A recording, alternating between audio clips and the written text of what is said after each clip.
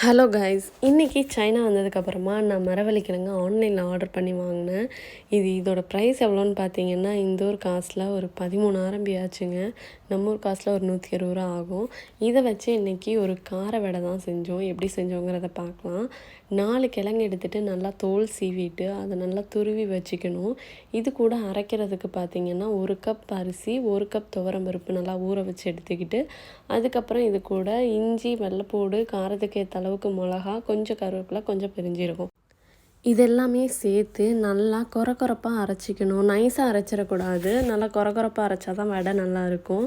நல்லா அரைச்சி எடுத்ததுக்கப்புறமா அதை நல்லா கலந்துட்டு, இது கூட நம்ம வடை போடுறதுக்கு முன்னாடி ஒரு 2 வெங்காயம், உங்களுக்கு காரம் இன்னும் அதிகமாக வேணும்னு நினச்சிங்கன்னா நீங்கள் பச்சை மிளகாய் ஆட் பண்ணிக்கோங்க, இல்லைன்னா போட வேணாம். அது கூட கொஞ்சம் கருவேப்பிலை, என்கிட்ட கொத்தமல்லி இல்லை, இவங்ககிட்ட இருந்தால் ஆட் பண்ணிக்கோங்க.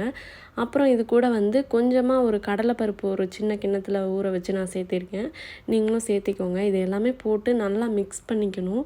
நல்லா மிக்ஸ் பண்ணி எடுத்ததுக்கப்புறமா நல்லா கையில் தட்டிட்டு வடை மாதிரி எண்ணெயில் நல்லா சூடு பண்ணதுக்கப்புறமா போட்டு எடுத்துக்கிறது தான்.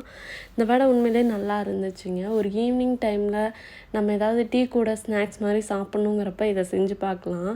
டிஃப்ரெண்ட்டான வடை வேணும், நார்மலாக இல்லாமல் வடை வேணும்னா நீங்கள் இதை ட்ரை பண்ணி பார்க்கலாம். நல்லாயிருக்கும். கண்டிப்பாக ட்ரை பண்ணி பாருங்கள். இந்த வடை நல்லாயிருக்கும். எப்படி இருந்துச்சுங்கிறத கமெண்ட்டில் எனக்கு சொல்லுங்கள்.